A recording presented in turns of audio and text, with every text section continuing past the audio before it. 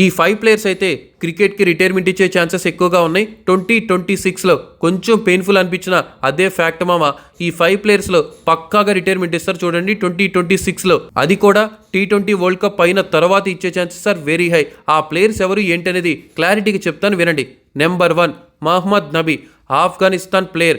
ఇతను రిటైర్మెంట్ ఇచ్చే ఛాన్సెస్ గట్టిగానే ఉన్నాయి. 99% కూడా కాదు, 100%. ఇంకా నెక్స్ట్ అజింకా రహానే, ఇంకా ఏదో హోప్తో ఉన్నాడు, బట్ తను కూడా రిటైర్మెంట్ ఇచ్చే ఛాన్సెస్ ఈ 2026లో ఎక్కువగా ఉన్నాయి. Number 3 David Miller. ఆల్రెడీ ఫామ్ని కోల్పోయాడు. 2024 T20 వరల్డ్ కప్లోనే ఏదో మెరాకిల్ జరగాలి, కానీ ఈసారి స్క్వాడ్లో కూడా తను ఉండటం ఆశ్చర్యంగానే ఉంది, బట్ తను కూడా వరల్డ్ కప్ అయ్యాక రిటైర్మెంట్ ఇచ్చే ఛాన్సెస్ గట్టిగానే ఉన్నాయి. ఇంకా నెంబర్ 4 గ్లెన్ మ్యాక్స్వెల్. తను ఫామ్ని కోల్పోయాడు, ఐపీఎల్లో విత్డ్రా చేసుకున్నాడు ఈ సీజన్. సో తను కూడా వరల్డ్ కప్ అయిపోయిన తర్వాత T20లో రిటైర్మెంట్ ఇచ్చేసాడు అనిపిస్తుంది. ఇంకా నెంబర్ 1 ఎవరున్నారంటే సూర్యకుమార్ యాదవ్. గత 25 మ్యాచెస్లో ఒక్క హాఫ్ సెంచరీ చేయలేదు. 2023 తర్వాత ఒక్క హాఫ్ సెంచరీ కూడా చేయలేదు, 25 మ్యాచ్లు ఆడినా.